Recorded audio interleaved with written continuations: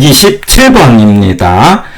우리가 126번에서 MBS라는 개념을 처음 한 사람은 조금 어려워요. 그래서 짧은 시간에 설명을 하다 보니까 좀 어려울지 몰라도 일단은 한번 제가 암기하자는 대로 MBTS는 투투다.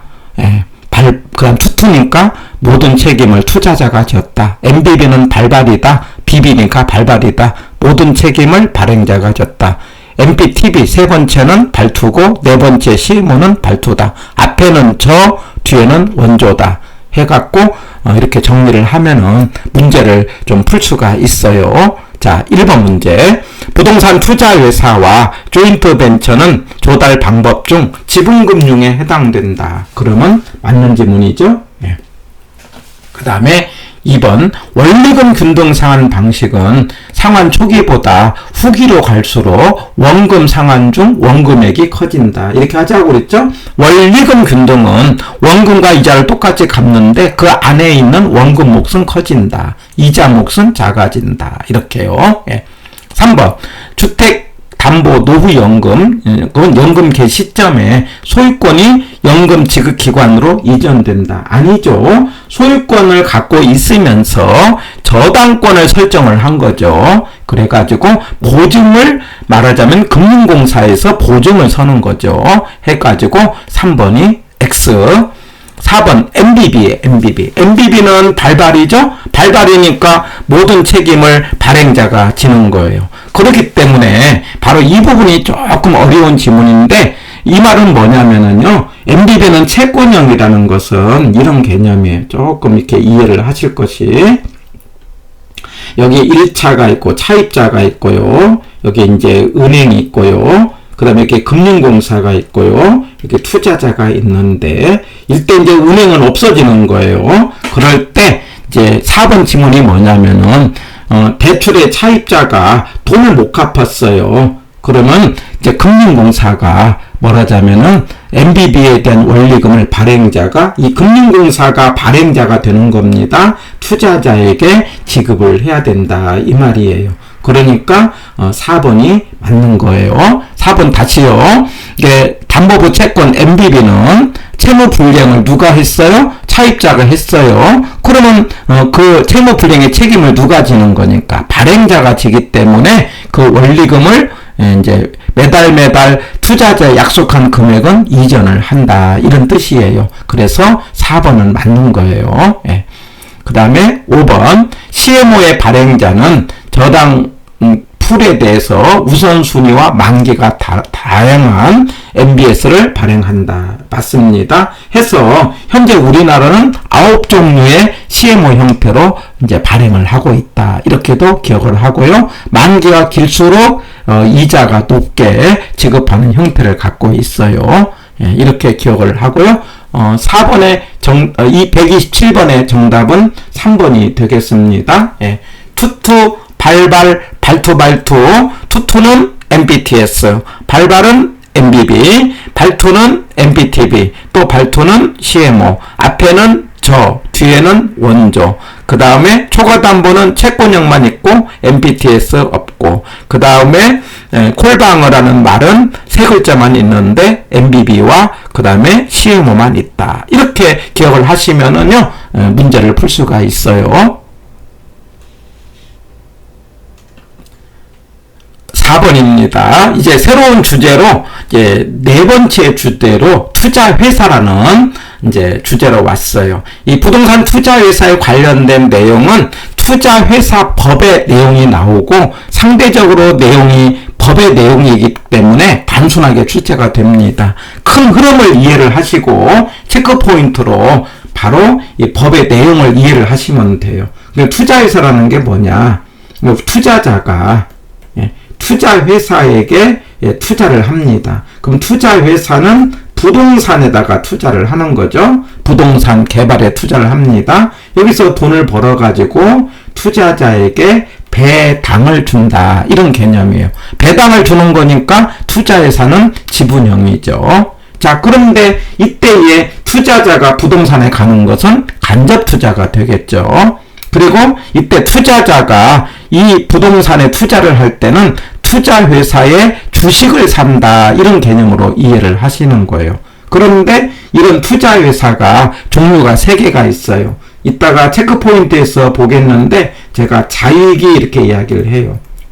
말하자면 자기관리 부동산 투자회사, 위탁관리 부동산 투자회사, 기업 구조조정 투자회사 이렇게 3개가 있어요. 그래서 이런 3개 회사인데 자본금이 시험에 많이 나와요. 자본금은요 357 이렇게 하나 기억을 합니다. 그래가지고 여기 자기관리 회사는요 5억으로 설립을 해요. 그리고 나중에 70억의 자본금을 확충을 합니다. 자, 그런데 2번에 해당되는 위기는요, 위기 이렇게 묶어서 위탁관리 부동산 투자회사와 기업 구조조정 회사는 3억으로 설립을 합니다. 그래갖고 나중에 50억을 확충을 합니다. 그러니 3억으로 시작해서 50억을 만든다. 5억으로 시작해서 70억을 만든다. 해갖고 자본금 그러면 357 이렇게 하나 기억을 합니다. 이거 체크포인트로 또 점검을 하겠어요. 그래서 1번, 2번은 맞는 지문이에요.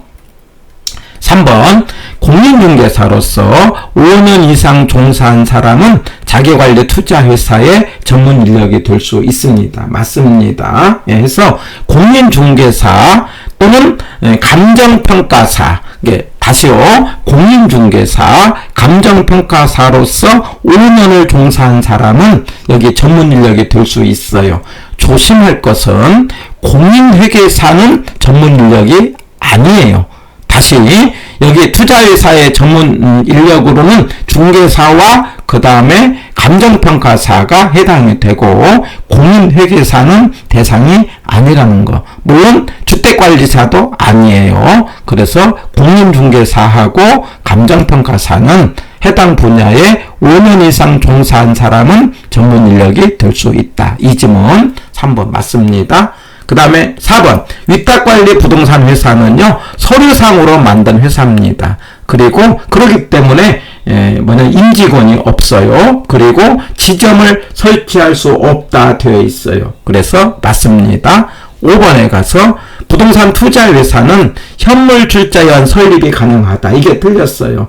설립을 할 때는요 현금으로만 하게 되고 아까 자기관리는 5억이라고 했어요. 그 다음에 위기는 3억이라고 했어요. 그때는 현금으로만 출자를 하고 나중에 이제 뭐냐면 최저 자본금을 확충할 때 그때 현물 출자가 가능하죠. 예. 여기서 현물 출자라는 것은 부동산뿐만 아니라 부동산에 관련된 권리, 수익증권 등등의 그 다음에 이제 소유권 이전 청구권, 대토권 이런 것들이 이제 현물 출자에 해당이 돼요. 해서 128번의 정답은 5번이 되겠습니다.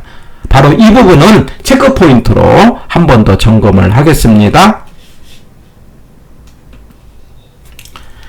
자, 부동산 투자회사. 아까 제가 이야기했던 것처럼 이제 그 배당을 주는 개념이기 때문에 무슨 형이다? 지분형이라는 것. 배당을 받기 때문에 지분형이라는 것. 투자자가 투자할 때는 간접 투자한다는 개념. 예. 그런데 회사의 종류가 배당은 90%입니다. 그 다음에 이제 부동산에 투자할 때 이제 매 분기 말, 분기니까 3월 말 또는 6월 말, 9월 말, 12월 말 부동산을 70%는 부동산을 투자를 해야 되고요. 유가증권은 80%입니다. 해갖고 배당과 그 다음에 이 부동산 유가증권을 묶어서 7, 8, 9 이렇게 하나 숫자로 기억을 해보세요. 70%는 부동산, 80%는 유가증권, 90%는 배당이다. 이렇게요. 예. 그 다음에 이제 회사가 3개 회사가 있어요. 자기관리 회사가 있고요. 그 다음에 위탁관리, 기업 구조조정 회사가 있고요. 자, 그런데 자기관리 회사는 실체 회사입니다. 일반 회사하고 똑같아요. 사무실 있고 사람 있고. 예? 거기에 대해서 위기는요. 위탁관리와 기업 구조조정 회사는 서류상 회사입니다. 서류상으로 만들었어요. 그러니까 일을 하려면은 누구한테 맡겨야 되느냐면은 자산관리회사라는 곳에 위탁을 합니다. 자, 여기서 자기관리회사와 위탁관리회사는 하는 역할이 똑같아요.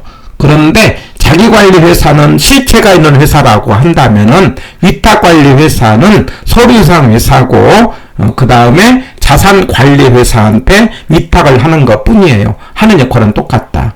그래서 위기는 서류상 회사이기 때문에 사람이 없고 지점 줄 수 없다 이렇게 체크를 합니다. 자, 그런데 구조조정회사는요, 일반 부동산에 투자를 하는 것이 아니고 구조조정용 부동산에 투자를 합니다. 구조조정이라는 것은 회사가 이제 망했을 때, 회사가 경영이 어려울 때 그 회사를 줄이는 과정에 나오는 매물, 부동산, 권리, 이제 이런 것들에 투자를 하는 거기 때문에 법적으로 예를 두고 있어요. 특별히 주식에 관한 부분, 공모, 공개 모집이에요. 주식 분산, 그러면 1인 주식 소유 한도예요. 상장, 그 다음에 처분 제한, 이런 것에 대해서 적용을 받지 않는다는 거 점검을 합니다. 다시요, 구조조정 회사는 구조조정용 부동산에만 투자를 하고 주식에 관한 공개 모집, 주식 분산, 상장 이런 내용은 적용을 받지 않는다는 것. 그 다음에 이제 아까 자산관리회사와 투자자문회사가 있는데 이게 이제 투자회사를 도와주는 회사 중에 하나인데 자산관리회사는 뭡니까? 투자의 업무를 아까 위탁관리와 구조조정회사의 업무를 이제 대신하는 회사가 자산관리회사고요. 인가를 받아야 됩니다. 거기에 대해서 투자자문회사는요. 말하자면 어디에 투자를 할 건가 라는 자문이라는 말이 들어가요. 종문에 컨설팅이죠. 그래서 자문이 들어간다 그러면 자문회사, 자문이라는 말이 안 들어간다 그러면 자산관리회사인데 투자자문회사는 등록이에요. 이 정도는 기억해 줍니다. 그래서 자산관리회사는 아까 위기에 위탁을 받아서 업무를 대신하는 회사를 자산관리회사라고 하고 그 다음에 투자자문회사는 자문을 하는 회사인데 등록을 받아야 된다. 이런 점도 기억하고요. 그 다음에 이제 말하자면 투자회사는요. 우리가 부동산 투자를 할 때 주식을 투자를 하게 돼요. 그래서 주식에 관한 내용은 말이 3개가 있어요. 공모, 공개 모집이에요. 주식 분산, 1인 주식 소유 한도입니다. 한 사람이 주식을 많이 갖고 있으면 회사를 좌지우지하기 때문에 한 사람이 갖고 있는 주식 수를 제한을 한 거예요. 그 다음에 상장, 말하면 주식을 이제 거래소에서 거래할 수 있도록 이제 장터에다가 올려놓는 걸 상장이라고 하지 않습니까? 이 3개가 주식에 관한 용어인데 이 3개는 아까 구조조정 회사는 적용을 받지 않는다 하고요. 이 3개에 대해서 숫자를 제가 2, 3호로 하나 기억을 합니다. 무슨 말이냐면은 인가 후 아까 자기관리회사는 인가를 받도록 되어 있어요. 그 다음에 구조조정 회사는 등록을 받도록 되어 있어요. 그 다음 위탁관리는 물론 이제 공모형 위탁관리는 인가고 그 다음에 사모형은 이제 등록인데 어떻든 인가 내지는 등록을 받고 2년 이내에 30% 이상을 공개 모집하라 이렇게 되어 있어요. 그래서 공개 모집은 몇 퍼센트 이상이다? 30% 이상이에요. 자, 여기서 주식 분산은 1인 주식 소유 한도입니다. 한 사람이 주식을 많이 갖고 있으면은 회사를 좌지우지하기 때문에 한 사람이 갖고 있는 주식 수를 제한하는 거예요. 그렇기 때문에 주식 분산은 이 퍼센트가 이내입니다. 50% 이내. 여기 나머지는 다 이상인데 여기는 이내입니다. 그리고 상장해야 된다. 해가지고 주식에 관한 것은 2, 3, 5 말하자면 2년 이내에 30% 이상 공개 모집하고 그 다음에 50% 이내에 이제 한 사람이 소유할 수 없다. 초과할 수 없다 이 말이에요. 이내로 소유하고 있어야 된다. 그래서 주식을 분산해야 된다. 2, 3, 5 이렇게 기억을 합니다. 그 다음에 이제 자본금은 아까 제가 357 하자고 그랬죠? 예, 뭡니까? 위기는 3억으로 뭐자면 회사를 설립을 합니다. 예, 그때는 현물주자 안 돼요. 그리고 나중에 이제 뭐냐면 최저 자본금 확충을 할 때 50억을 확충을 하라. 그리고 이제 자기관리회사는 5억으로 설립을 하고 나중에 70억을 만들어라. 그래서 3억으로 시작해서 50억을 만들고 그 다음에 5억으로 시작해서 70억을 만든다 해갖고 357 이렇게 기억을 해봅니다. 해서 현실적으로 투자회사에 관련된 내용은요, 숫자 2개가 전부였어요. 주식에 관련된 235, 그 다음에 자본금에 관련된 357. 이 2개 숫자가 지금까지 시험 문제가 전부가 됐어요. 2개만 꼭 기억합니다. 자본금은 357, 주식은 235 기억하시고요. 그 다음에 회사를 설립할 때는 현물 출자로 안 된다는 것. 예, 그리고 어떤 절차로 하느냐? 발기로 설립을 합니다. 그리고 설립 후 2주 내에 등기를 하게 돼 있고요. 그 다음에 인가 내지는 등록인데 자기관리회사는 인가고요. 구조조정회사는 등록이에요. 그리고 나서 6월 이내에 최저 자본금을 만드는데 이때에는 현물 출자 가능하고 그 현물자에 해당되는 게 부동산도 있고 부동산 권리도 있고요. 수익증권도 있고요. 그 다음에 소유권 이전 청구권도 있고요. 그 다음에 대토권도 있고 이거 암기할 필요는 없어요. 단지 부동산과 기타의 권리 등이 있다. 이런 정도로 기억을 하시면 되겠고요. 전문가는 아까 5명인데 아까 중개사로서 5년, 평가사로서 5년인데 공인회계사는 아니라는 것. 그 다음에 물론 주택관리사도 아니라는 것. 예, 기억을 하시고요. 차입은 2배 이상. 그러나 주촉으로 자기 자본의 2배입니다. 주총으로 10배까지 가능하다. 그래서 차입을 할 수 있다. 이런 정도로 기억을 합니다. 그래서 현실적으로 투자회사에 관련된 법조문이 그렇게 깊게 나오는 건 아니기 때문에 그 자본금에 해당되는 357, 그 다음에 주식에 해당되는 235, 그 다음에 회사가 자익이 있다. 자기관리는 실체회사고 위기는 서류상 회사고 자산관리회사한테 위탁한다. 그리고 서류상 회사이기 때문에 사람 없고 지점 없다. 그 다음에 구조조정회사는 주식에 관한 내용은 적용을 받지 않는다. 이런 정도로 기억을 하시면은 지금까지 나온 문제가 다 풀릴 수 있겠습니다.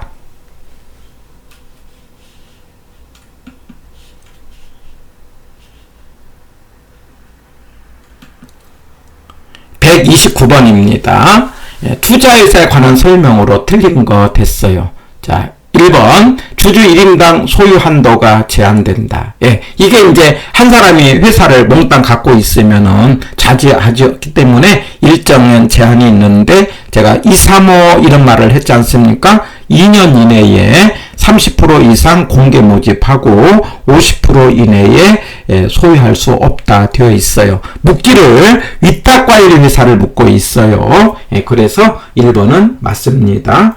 자, 2번 주주를 보호하기 위해서 직원이 준수해야 될 내부 통제 기준을 제정해야 된다. 자, 이 지문은요, 지문 자체는 그럴듯한데 위탁관리회사를 묻고 있지 않습니까? 위탁관리회사는 어때요? 사람이 없잖아요. 없는데 직원의 뭐래요? 내부 통제 기준이 있다? 이거 말이 안 되죠? 그래서 틀렸다. 물론 자기관리회사는 이런 기준이 있어요. 그러나 위탁관리회사는 사람이 없기 때문에 내부 통제 기준을 없다. 이렇게 보고 정답은 2번이 되는 거예요. 그 다음에 3번 자산의 투자 운용을 자산관리회사한테 위탁한다. 맞습니다. 그래서 서류상 회사니까 실제 업무를 담당할 회사는 자산관리회사라는 것. 4번 주요 주주의 대리인은 미공개 자산 운용 정보를 이용하여 부동산을 매매하거나 타인에게 이용하게 할 수 없다. 예, 맞고요. 5번 자본금은 3억이죠? 예, 맞다. 이 말이에요. 그래서 129번의 정답은 2번이 되겠고요. 한 번 더 가볍게 정리를 한다면 최근 5년 동안에 이렇게 두 문제 나왔어요. 그래서 그렇게 어려운 건 아니기 때문에 회사 세계 자위기. 그래서 이제 위기는 서류상 회사고 누구한테 일을 맡긴다? 자산 관리 회사한테 맡긴다. 그리고 사람 없고 지점 없다. 그 다음에 기업 구조조정 회사는 주식에 관한 부분은 적용받지 않는다. 그리고 자본금은 357이다. 3억으로 시작해서 50억 만드는 건 위기고요. 5억으로 시작해서 70억 만드는 것은 자기 관리 회사다. 그 다음에 이제 주식에 관한 건 2, 3호다. 2년 이내에 인가 내지는 등록 후 2년 이내에 50% 이상 30% 이상을 공개 모집하고 그 다음에 1인 주식 소유 한도를 50% 이내로 하라. 2, 3호 2년 이내에 30% 이상 공개 모집 50% 이내 주식 분산. 그 다음에 이제 배당을 할 때 90% 정도 7, 8, 9 이렇게 하지 않았습니까? 부동산은 매 분기 말 70% 유가증권까지는 80% 해서 7, 8, 9 이런 정도 기억을 하시면 되겠습니다.